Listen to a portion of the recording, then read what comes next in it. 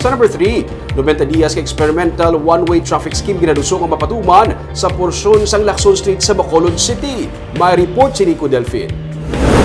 Agod nga mapahaganhagan ang paggutok sang trapiko sa Dalan Lacson, liwat nga ginaduso sa Bacolod Traffic Authority Council ang pagpatuman sang experimental one-way traffic scheme halin sa mga junctions sang Dalan Lacson sa sulod sang 90 days. Suno kay Police Major Junji Liba, Administrative Officer sa Bacolod Traffic Authority Office, iga-submit nila ang proposal sa konseho sang syudad agod nga matigayon ang experimental traffic scheme halin sa Cottage Road asa sa 27th Lacson Street nga antes sang Mandalagan Bridge. Initially to resolve sa aton nga traffic, especially ang Lacson, gin-raise dito about ang propose ang aton nga tawag na one-way scheme.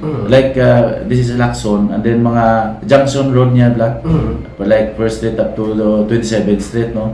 Junction gin propose na to have an experimental of 90 days nga.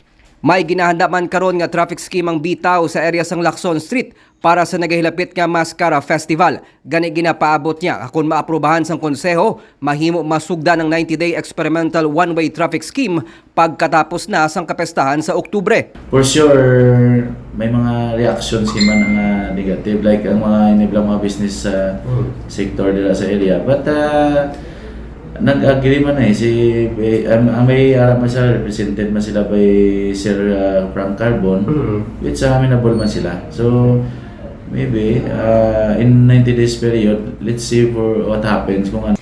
Nagliligad nga tuig sa ginpatuman ng kasubong nga experimental traffic scheme sa Lacson Street. Ugaling bawod man sang reklamo sang mga motorista kag sang pila ka katapos sang business sector, wala ini matigayon nga napatuman sa syudad. Nico Delfin para sa DGCast Negros.